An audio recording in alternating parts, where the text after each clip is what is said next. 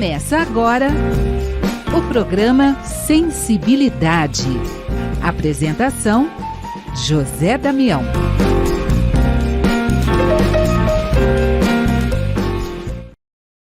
Alô, alô, alô aos amigos do programa Sensibilidade. Olha que bacana, você que nos acompanha na Rádio Boa Nova, na TV Mundo Maior, também no YouTube Tatiana Benítez. Gratidão, gratidão, gratidão. Estamos iniciando mais um programa. No programa de hoje, nós vamos trazer o Hugo Dumont. O Hugo vai falar dos primeiros cristãos com a gente aqui no programa de hoje. Mas antes, vamos trazer o Hugo para conversar com você. E, Hugo, diga uma coisa. Hugo Dumont por Hugo Dumont. Fala um pouco de você para a gente, Hugo. Queridos amigos, saudações a todos. Tenhamos, como se diz, um encontro maravilhoso para que, como sempre, possamos renovar nossas esperanças em Jesus e, sobretudo, também as nossas esperanças de renovação interior nas nossas virtudes. Bom, eu me chamo Hugo Dumont. Eu estou na cidade de Pouso Alegre, no estado de Minas Gerais, e sou um dos trabalhadores, um dos coordenadores de palestras e de estudos do Centro Espírita Vinhas do Senhor, um centro espírita que já está instalado aqui na cidade há mais de 37 anos.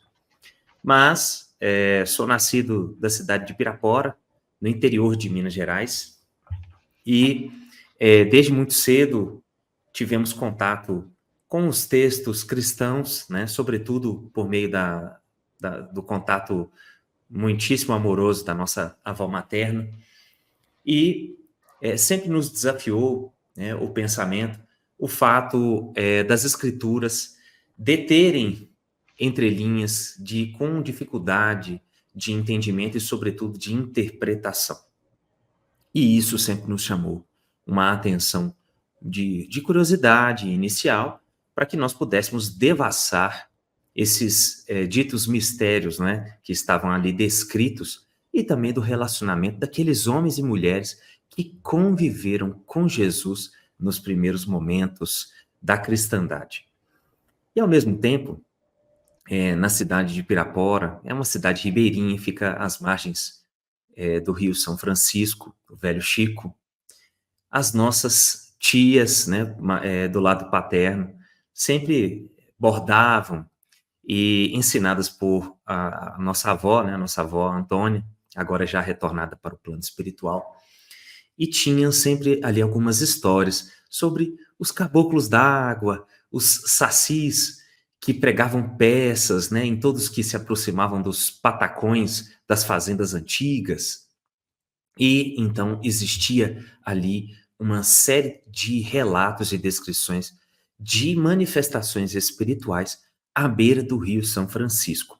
Manifestações essas que estavam, obviamente, relacionadas à atividade comum de contato entre espíritos e homens aqui na Terra. Então, nós nascemos em meio a esse caldo cultural religioso que trazia tanto as escrituras antigas, não é, do Antigo Testamento e do Novo Testamento, mas, sobretudo, também com esse contato com a espiritualidade e essas histórias que ali estavam incrustadas na plebe ribeirinha.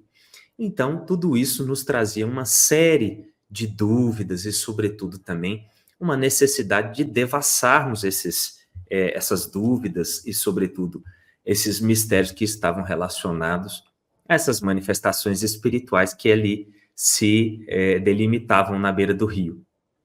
E aí, nós fomos apresentados ao Livro dos Espíritos. Ali por volta da nossa adolescência, fomos apresentados a esse Livro dos Espíritos e, conforme Estevão, né, à beira do Tiberíades, quando leu as anotações de Levi, também chamado de Mateus, nós dissemos assim: nossa, mas sempre fomos espíritas, né? Nunca estivemos em outra religião. A gente só não sabia que era espírita, não é? Mas a primeira leitura do Livro dos Espíritos nos levou a essa conclusão. E a partir daí, nós iniciamos um estudo muito aprofundado que já vem se delimitando há quase 20 anos, tanto dentro da doutrina espírita, quanto também das escrituras sagradas, unindo os conhecimentos relacionados ao tipo de relacionamento dos homens e mulheres que conviveram com o Cristo e trazendo esse conhecimento para dentro do Espiritismo, não é? Lembrando que os estudos bíblicos, ao que parecem, estão um pouco esquecidos das nossas casas espíritas, não é? Bom, então, como nós dizíamos, ao que nos parece, os estudos bíblicos ficaram em apartado dos demais estudos relacionados ao Espiritismo. Então, vendo esse ato, essa janela que estava ali aberta, nós iniciamos um estudo conjugado da atividade bíblica, tanto do Antigo Testamento quanto do Novo Testamento, mas, sobretudo, com um foco no modo de vida dos primeiros cristãos, para que nós pudéssemos compreender em toda a sua plenitude a mensagem de Jesus, agora realizada a abertura por meio da chave do Espiritismo, que nos dá a possibilidade de entender todas aquelas manifestações mediúnicas ali contidas nos textos bíblicos, que eu considero o maior repositório mediúnico jamais visto. E é interessante, né, Hugo, quando você vai trazendo essa realidade, eu acho tão lindo essa oportunidade que a gente tem de estar falando dos primeiros cristãos, estar falando um pouco de Jesus, e como você mesmo estava dizendo, né, essa distância que hoje a doutrina espírita, os espíritas, têm de uma parte linda demais, que é essa oportunidade de falarmos de Jesus, Hugo. Sim. É interessante nós mostrarmos aos nossos amigos que estão nos ouvindo que o estudo do cristianismo primitivo, ele mostra para nós o que é ser cristão. E, principalmente, no que a prática cristã se difere e por que ela existem tantas correntes dela na atualidade. Mas, ainda mais que isso, quando nós estudamos os textos bíblicos conjugados com o Espiritismo, nós vamos entender também em que contexto que os ensinamentos de Jesus foram transmitidos e, sobretudo, como que eles podem ser trazidos para o hoje. E o que é interessante nós alinharmos é que o cristianismo, ele nasce inicialmente dentro do judaísmo. Inclusive, o nosso cristianismo, ele fazia parte, na verdade, ele não se chamava cristianismo, chamava-se caminho, e quem era seguidor do caminho eram os homens do caminho. E ele era uma das partes do judaísmo. Então, lá no início, nós estamos falando do ano 34 depois de Cristo, aproximadamente um ano aí, em torno da morte do nosso mestre amado, em que nós tínhamos saduceus, que eram os materialistas da época, os fariseus, que eram os homens que detinham o conhecimento mais aprofundado sobre as atividades eclesiásticas, mas que não praticavam em muito, né? Eram os hipócritas da época, como muito bem relacionado por Jesus. E tínhamos também os essênios e os zelotas, que, propriamente dito, não eram basicamente um dos movimentos do judaísmo, era mais uma organização relacionada às atividades de levante do povo judaico em desfavor dos seus dominadores romanos, mas o caminho era uma das partes do judaísmo. Então, isso nos dá, primeiramente, a entender de onde que o cristianismo saiu. E por isso que é tão importante nós entendermos também um pouco das bases judaicas e saber que a primeira revelação, a segunda revelação, elas conversam entre si. E, sobretudo, conversam ainda mais com a terceira. Sob pena de que, se nós estudarmos de apenas sob um ponto de vista, essas revelações de forma isolada, nós vamos ter um pensamento fragmentário sobre os ensinamentos do Cristo. Principalmente porque dentro da área da primeira revelação, nós encontramos muitos dos ensinamentos do Cristo de forma incipiente, de forma inicial, ou ainda não totalmente desenvolvida, né, que vai ser mais aprofundada pelo Cristo, mas, sobretudo, explicada pela terceira revelação.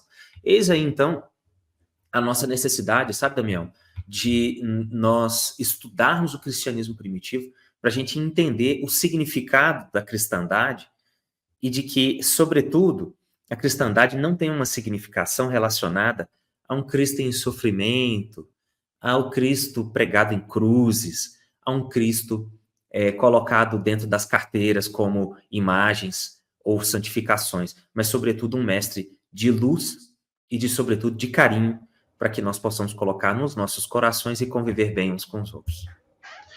E aí, Hugo, a gente acaba percebendo aquilo que Jesus já nos disse, né? São partes importantes, amar ao próximo como a nós mesmos, e a gente acaba percebendo, né, no dia a dia, até dentro do centro espírita, né, como fica longe, como as pessoas acabam esquecendo desses princípios tão básicos, né, Hugo? Sim. Bom, já que você está falando dos ensinamentos de Jesus, vamos falar um pouco da pedagogia de Jesus. Jesus é intrigante no modo de ensinar dele, no modo de ensinamento dele. Quando ele se encontra com as criaturas, ele sabe penetrar as dificuldades, os anseios, as nossas limitações. E ele enxerga, sobretudo, diferentemente de nós, ele enxerga o ser espiritual que nós somos. E ele dá um ensinamento para nós, e talvez os nossos irmãos não tenham total conhecimento sobre isso. Quando ele chama o protocletos, ou seja, quando ele faz o chamado dos 4 primeiros, mas sobretudo de André, Pedro, Tiago e João, ele dá um ensinamento muito grande para nós. O Cristo, ele forma o apostolado dele em grupos familiares. Então você tem um grupo familiar inicial, 2 grupos familiares iniciais, na verdade, com Pedro e André, que são irmãos. Depois você tem Tiago e João, que são chamados na mesma oportunidade, pois estavam juntos, outro grupo de irmãos. E, posteriormente, ele vai fazer um chamado de outro grupo de irmãos, em que nós temos Mateus, também chamado de Levi, Judas, Tadeu, não Iscariotes, e Tiago Menor, que posteriormente seria um dos líderes da igreja. Mas o que é interessante disso tudo é que o Cristo ele nos dá ensinamentos profundos, desde o primeiro momento dele, sem nem mesmo proferir uma palavra.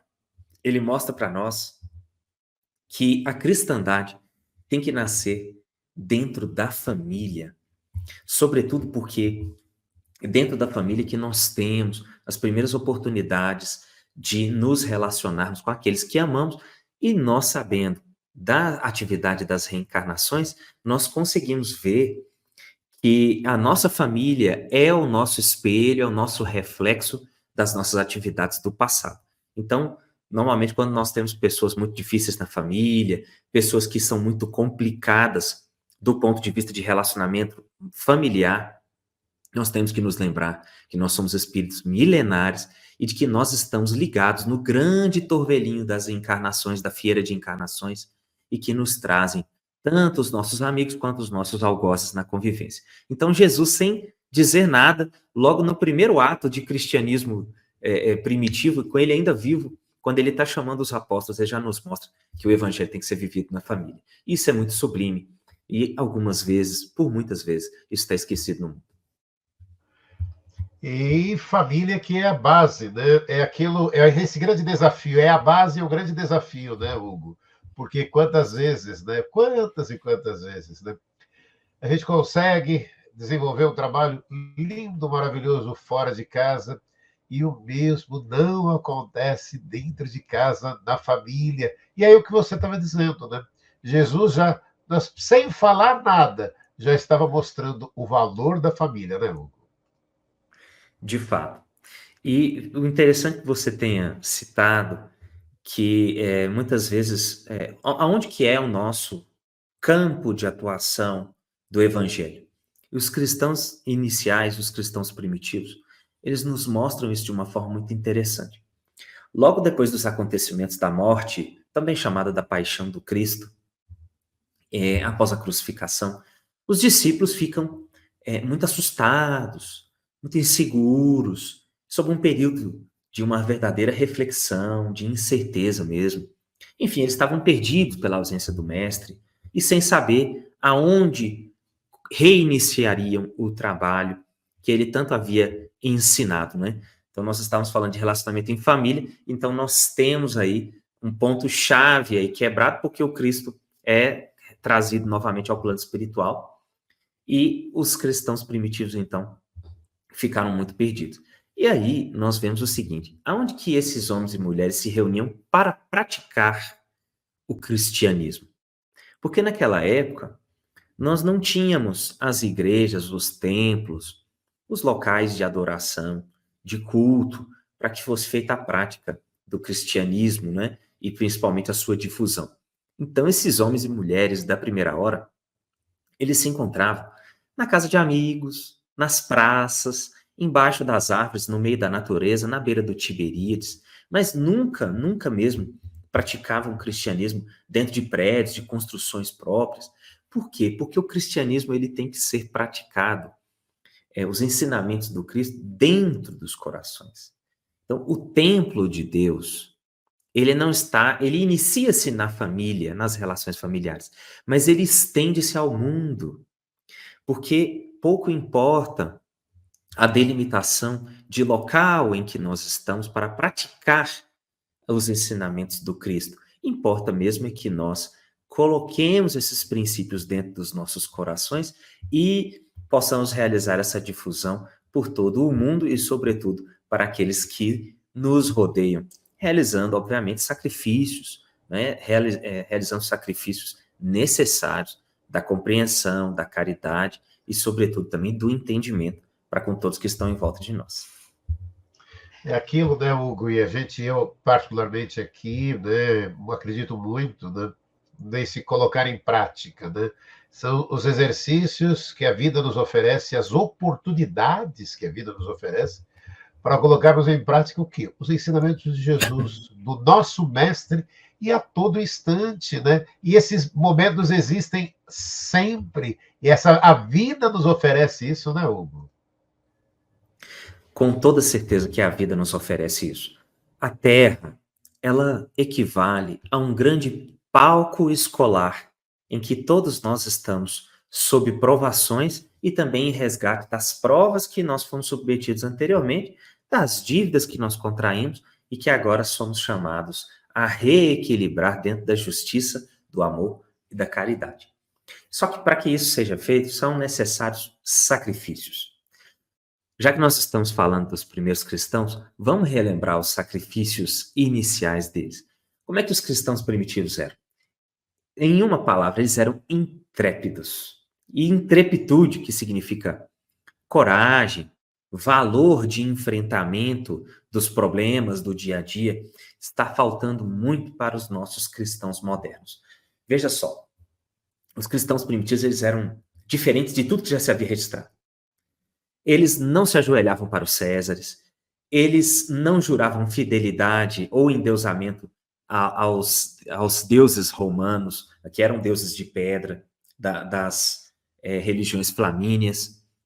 E tudo isso incomodava muito o patriciado romano, incomodava as autoridades públicas, porque, ao que parecia, né, esse povo cristão, esses homens do caminho, não estavam sob júdice de César, estavam sob júdice de um outro rei, um rei que encontrava-se no plano espiritual. Isso incomodava muitas pessoas, mas incomodava sobretudo também o Sinédrio de Jerusalém. E isso causou as primeiras perseguições. Então, os cristãos primitivos eram lançados aos açoites, nas feras dos grandes coliseus, e eles tinham uma coisa que era muito diferente da cristandade de hoje. Eles tinham uma fé imorredora. Porque todas as vezes que nós somos atribulados, que nós somos vergastados com problemas no dia a dia, é necessário da nossa parte uma certeza de futuro. Porque sem essa certeza do plano espiritual, da continuidade da vida, da colheita das benesses morais dentro do plano espiritual, em detrimento dos problemas físicos e materiais, nós ficamos em depressão. É como se nós fôssemos um grande rio que está sendo alimentado por Deus. Se nós cortamos essa conexão com Deus, se nós cortamos essa conexão dessa certeza do futuro e, sobretudo, a conexão com o plano espiritual, nós perdemos a coragem necessária para enfrentar os problemas do dia a dia e para a gente se melhorar no dia a dia. E aí a gente perde coragem, fica frustrado e acaba perdendo encarnações completas em razão disso. Os cristãos primitivos sabiam dessa certeza de futuro.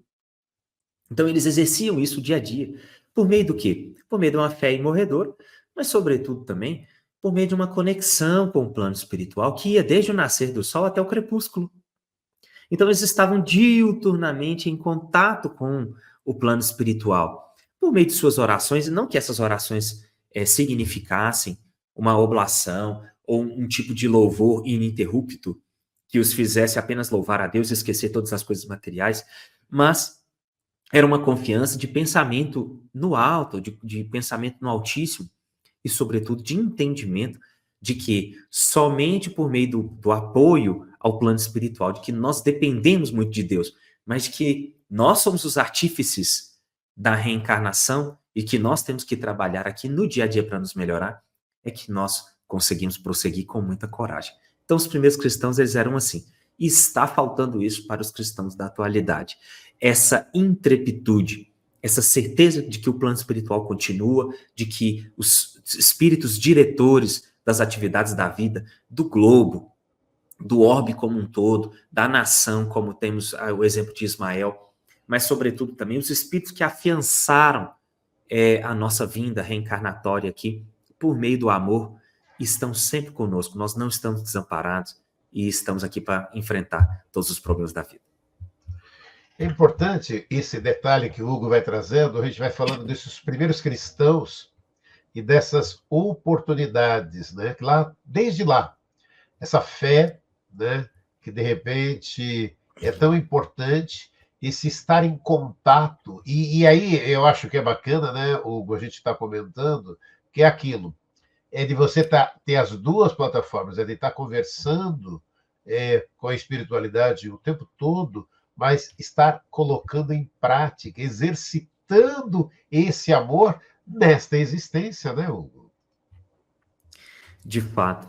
E falando sobre amor e sobre essa capacidade de realizações na vida material, na vida aqui reencarnados, para que nós possamos sair daqui com sucesso, eu não posso deixar de citar essa figura maravilhosa, que é Gesiel, também chamado de Estevão.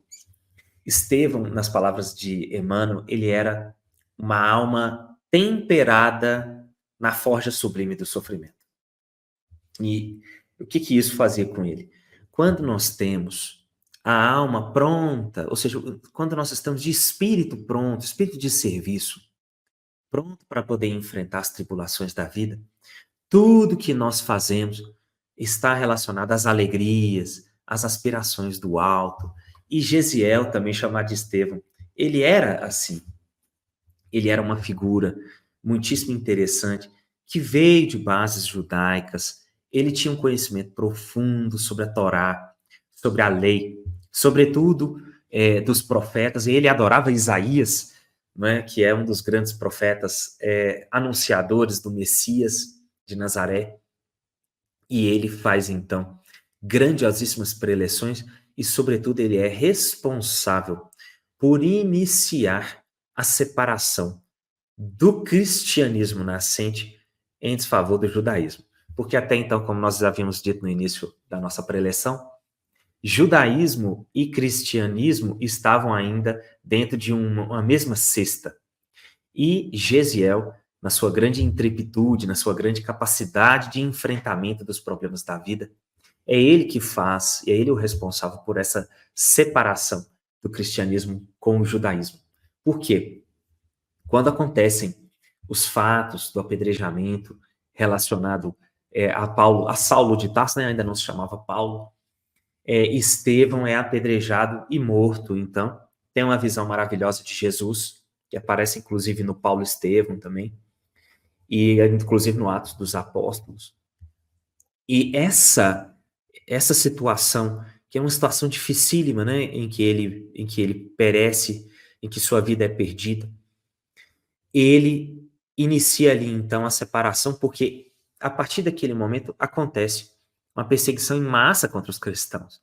Essa perseguição ela vai se intensificando ali em Jerusalém e vai obrigando os homens e as mulheres seguidores de Jesus a se espalharem pela Antioquia, que hoje em dia é a atual Turquia, né, a Ásia Menor, e aqueles cantos ali também da Grécia e, sobretudo, até Roma.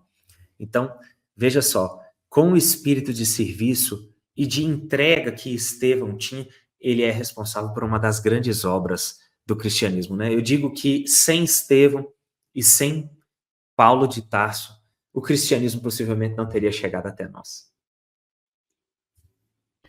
E é interessante, né? O Hugo traz, né, Estevão. E aí, Hugo, vamos ampliar um pouco mais, né? Porque próprio Emmanuel nos relata, né, que sem Estevão não teríamos Paulo, né? E, na verdade, a importância de Estevão, lá, de novo, a gente voltando ainda nesses primeiros cristãos, né, Hugo? Bom, de fato, o Estevão, nós temos que dizer que ele era um cristão ele era um cristão verdadeiro, em toda a sua pureza de palavra. Primeiro que ele tinha um conhecimento muito, mas muito aprofundado das obras da Torá e, sobretudo, também das anotações de Levi. E ele tem um relacionamento para com Paulo, depois de sua desencarnação, ele pede pessoalmente a Jesus que ele pudesse orientar Paulo de Tarso do plano espiritual na sua grande atividade de pregações e de difusão do cristianismo nascente. Então veja bem como que esse espírito ele é elevado e sublime. E lembrando que nós só podemos orientar alguém quando nós temos a capacidade para tal. Então nós podemos dizer que, por maior a grandeza fosse de Paulo de Tarso, nós não temos nenhuma dúvida sobre isso, a grandeza de Estevão é muito maior. Nós sempre nos lembramos de uma passagem que Jesus diz, em que é da vontade de meu Pai que verdugos e vítimas se unam no reino dos céus. Então, esse ensinamento, ele cabe muito bem entre o relacionamento de Paulo e Estevão. É um relacionamento de redenção, de perdão e, sobretudo, também do verdadeiro amor que deve vigir entre todos aqueles que estão a caminho da luz. Logo no final do livro, para aqueles que ainda não leram, vou dar um spoiler aqui, mas é necessário para nosso entendimento. Quando Paulo é decapitado na cidade de Roma, logo após o segundo julgamento, ele adentra o plano espiritual e de forma um pouco perturbadora, mas logo tudo se desanuvia e ele vê três figuras, a figura ao centro do mestre amado Jesus. Na esquerda dele estava Abigail, que era a noiva dele e o grande amor da vida dele. E à direita estava aquele homem de porte macedônico, que ninguém menos do que Estevão, também chamado de Gesiel. E o que é interessante são as palavras de Jesus. Ele diz assim: Paulo, ser feliz. Por quê? Porque à esquerda nós temos Abigail, o grande amor da vida dele, e que ele queria se unir e, como se diz, aproximar-se daquele coração tão grandioso, né, que aguardava ele há muito tempo. E do lado direito estava Estevão, que era uma vítima do próprio Paulo, que apesar dele já ter espiado todas as situações relacionadas ao apedrejamento de Estevão, porque a vida de Paulo foi muito dura, não é? E ele sempre era apedrejado em todos os locais por onde ele passava.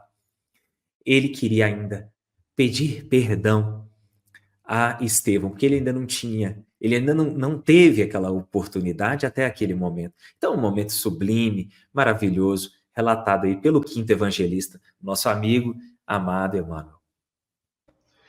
É lindo demais essa oportunidade. Estamos com o Hugo Dumont em Pouso Alegre, falando dos primeiros cristãos, né? Dos primeiros cristãos e esse exemplo, né, que eles nos oferecem, né, Hugo, a todo momento. Quanto é bacana a gente poder voltar. E lá, na verdade, é aquilo, né?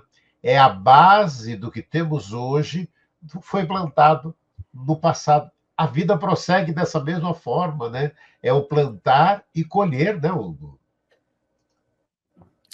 Com certeza que nós todos estamos semeando para fazermos colheitas no futuro. Eu queria exemplificar essa questão de semeadura e colheita por meio dos Atos de Paulo. O que nós podemos ver? Paulo, ele é um grande apóstolo, né? Paulo nunca foi discípulo, discípulo eram apenas aqueles que conviveram inicialmente com o Cristo Jesus.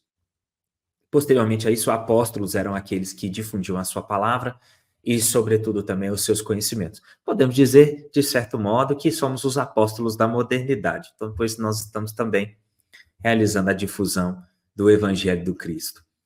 E esse Evangelho não teria chegado até nós se Paulo não tivesse plantado uma semente muito interessante lá atrás. Muitos estudiosos narram que as cartas de Paulo elas seriam como se fosse um tratado teológico, mas na verdade não é bem assim. As cartas que Paulo escreve e, sobretudo, as comunidades cristãs em que ele funda, tanto na Antioquia quanto na área da Grécia, na área da Macedônia, ele, na verdade, eram cartas instrutivas. Paulo ele era um organizador nato, principalmente dos recém-iniciados no caminho. E nós podemos dizer que existe, logo no primeiro momento da cristandade, falando de semeadura e colheita, que Paulo de Tarso, você tem um cristianismo judaico que se fundava principalmente na cidade de Jerusalém, e você tinha um cristianismo gentílico por conta da semeadura de Paulo de Tarso, e por ordem até mesmo do próprio Jesus, né? Inicialmente ele disse, ide as ovelhas perdidas e desgarradas de Israel, mas logo depois, lá à frente, lá no capítulo 22 de Mateus, ele fala, agora ide pregar a todas as nações. Então ele mesmo tinha isso dentro dos planos de difusão da boa nova dentro do seu coração. E o que é interessante? Paulo faz essa grande semeadura para que nós pudéssemos receber o evangelho, ele organiza o cristianismo primitivo.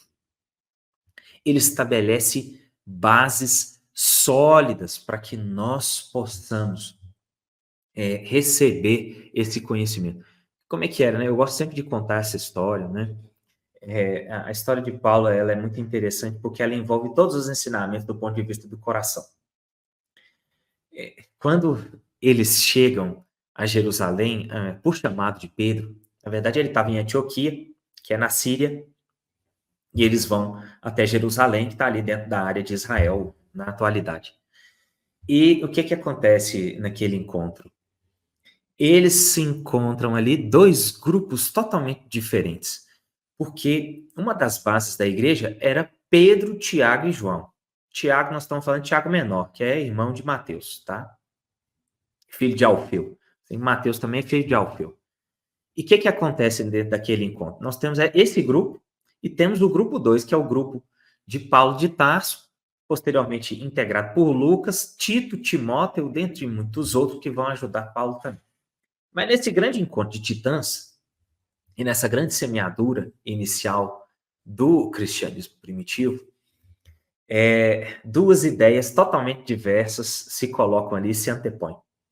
Por quê? Tiago menor, ele era adepto, ele tinha uma personalidade enigmática, como o próprio Emmanuel nos diz, mas ele queria que o cristianismo estivesse dentro do judaísmo. Ou seja, que nós fôssemos cristãos, mas que exercendo a lei de Moshe, a lei de Moisés. E isso causava um grande problema, porque era necessário que povos gentílicos que não tinham nenhum contato com o modo de vida judaico se adaptassem, fizessem circuncisão, dentre outras coisas mais, guardassem o sábado, fizessem a contagem de calendário por meio de sistema lunar, né, que a contagem dos judeus é por meio de sistema lunar. Então isso causava muita dificuldade. E Paulo, por outro lado, queria que o cristianismo fosse totalmente livre. E o que isso fazia? Fazia com que nós tivéssemos então dois grupos em embate de que modo que o cristianismo iria continuar. Fato é que cada um se separa, não é? Nós temos então aí um cristianismo judaico em Jerusalém e um cristianismo gentílico, nesse caso organizado e liderado por Paulo de Tarso, e que vai chegar até nós posteriormente. E ele escreve pelo menos aí 13 cartas para poder instruir essas comunidades. De semeadura nós estávamos falando, né? Veja só como que a semeadura de Paulo de Tarso deu tantos frutos e chegou até nós aqui, até hoje, mostrando para nós que o que nós decidimos em um determinado momento pode ter consequências de muito longo prazo. É o que acontece com o cristianismo da primeira hora, né? E isso tudo nos traz, sei que nós já estamos encerrando nosso tempo, mas isso tudo nos traz um pensamento para o cristianismo moderno. Nós temos muitos problemas nas casas espíritas hoje. Temos problemas de natureza doutrinária, temos problemas de divisão entre trabalhadores, e essas divisões são naturais, porque nós somos espíritos ainda a caminho da luz. Somos como ouriços do mar, que no fundo do grande oceano se encontrarem, a gente deixa espinhos uns nos outros, porque nós ainda não soubemos nos tratar dentro da lei de justiça, amor e caridade.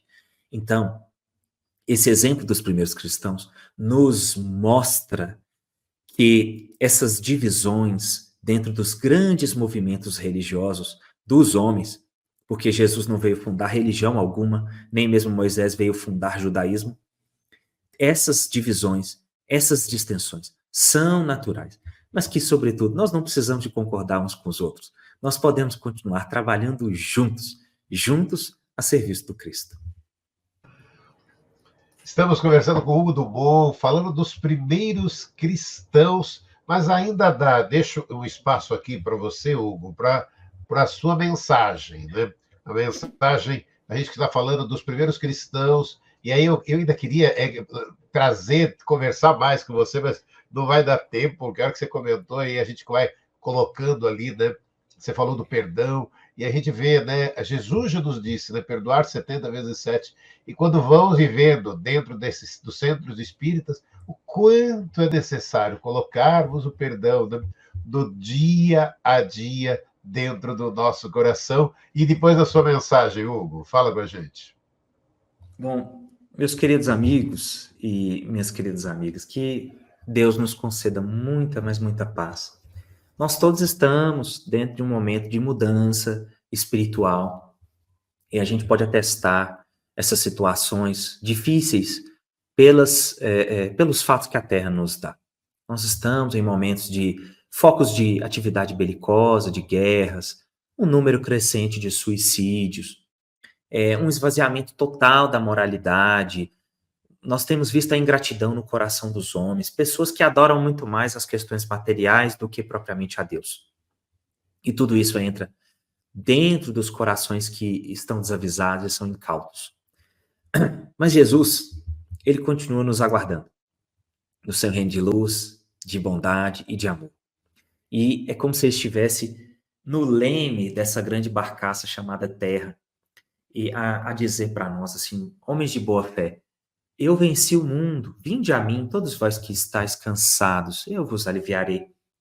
E ao dispor dele, nós temos que nos lembrar que encontram-se espíritos de altíssimo galardão e de organizações espirituais, como se fosse um grande exército que se agita sob as ordens magnânimas dele. Então nós não estamos desamparados. É necessário para hoje nós renovarmos os nossos compromissos, assim como Paulo de Tarso nos orientou e nos recomendou, sobretudo a Timóteo, que era um discípulo dele, falou assim: olha, você tem que colocar a sua parte de sofrimento e ser um bom soldado do Cristo, porque ninguém consegue levantar troféus, levantar vitórias do plano espiritual sem enfrentar as próprias imperfeições.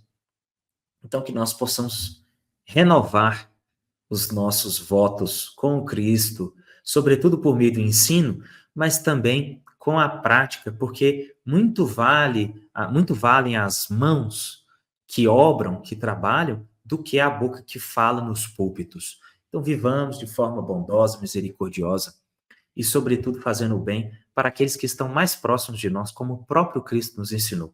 O evangelho tem que iniciar-se dentro da família e com as pessoas que a gente mais ama. Ave Cristo e que Deus nos abençoe. Obrigado, Hugo Dumont, ele de Pouso Alegre, conversando com a gente dos primeiros cristãos. Gratidão, gratidão, gratidão. Obrigado, Hugo. Por nada, meu caro amigo. Semana que vem estaremos juntos com mais um programa Sensibilidade. Até lá.